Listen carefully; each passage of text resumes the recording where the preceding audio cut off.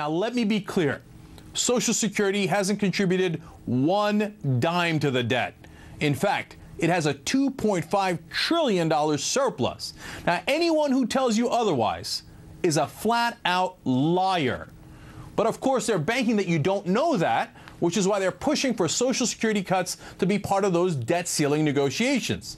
Senator Kay Bailey Hutchinson said just last night, quote, "I don't think we can wait, and I do think it should be part of the overall debate on raising the debt limit." Now, that's an absurd idea, but it turns out Hutchinson and her Republican colleagues are getting paid by the Koch brothers to push this nonsense. Check out this excellent clip explaining how from Brave New Films. What the Koch brothers want to do is destroy Social Security because Social Security is a federal government program that has been enormously successful.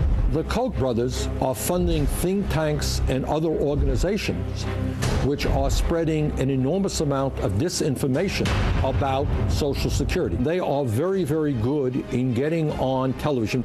Raising the retirement age. I would increase the retirement age. You would probably have to increase the retirement age. The real risk is Social Security running out of money. Social Security going bankrupt. Social Security already bankrupt. Social Security is going bankrupt. I like the idea of personal accounts. The option of investing 1/3 of their Social Security payroll taxes into personal retirement accounts. The Koch brothers' job is to do everything they can to dismember government in general. And if you could destroy Social Security, you will have gone a long way forward in that effort. That was, of course, narrated by Senator Bernie Sanders. Now, understand, if they privatize Social Security, Wall Street makes more money at your expense.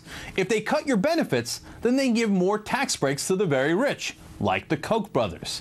Don't let anyone, Republican or Democrat, touch your Social Security.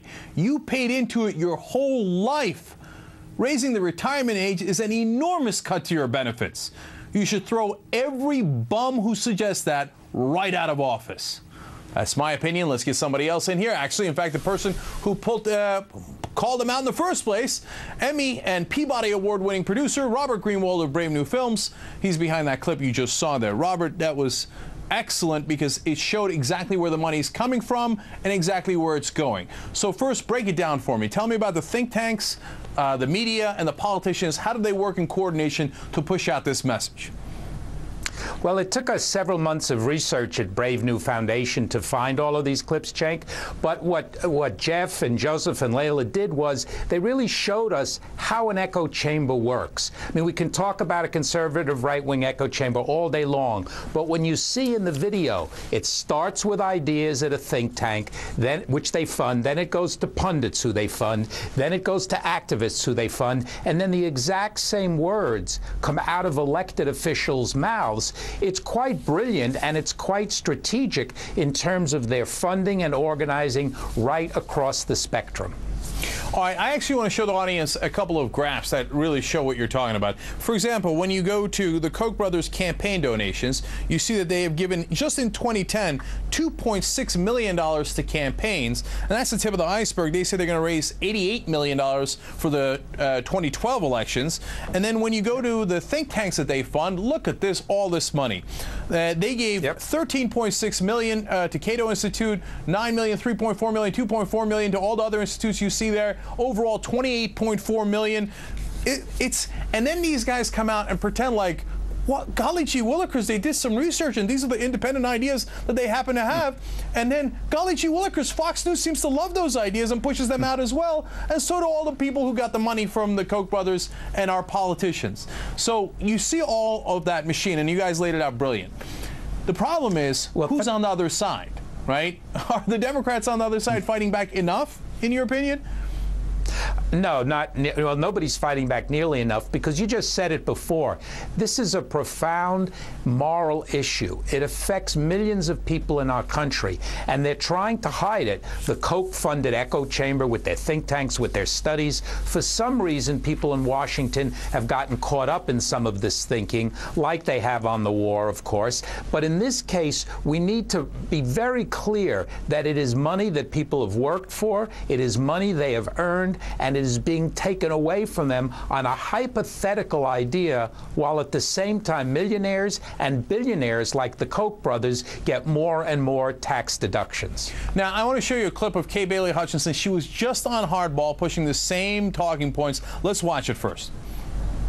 I think that people realize that if we don't do something, we're going to have drastic cuts and big tax increases, and people really don't want that. Now, one, is that true? And two, what are the different talking points that they push out, Robert? What are they trying to get the country to believe? Well, they're trying to get the country to believe that we're bankrupt. And as you said before, it's a total lie. It's a distortion. And the notion that maybe 25 years from today, possibly there might be a problem. I mean, we know how unpredictable the economy is. So it doesn't make any sense unless you go to motive. And the motive is to destroy another important government program. And the Kochs have put phenomenal resources into that. And again, they're very smart about where they invest and how they invest. And they don't just put all their money in a few ads for politicians. In fact, there was a great line in Jane Mayer's article about the Kochs. They said, politicians read from a script. They want to write the script. And by funding ideas and by funding activists and by funding pundits, that's really what they're doing. They're controlling the dialogue. They're controlling the conversation. And I can't stress strongly enough how important it is that we understand it and that we take action to reply to it. All right, Robert Greenwald of Brave New Films, who is definitely taking action. We really appreciate your time tonight. Thanks, Jay.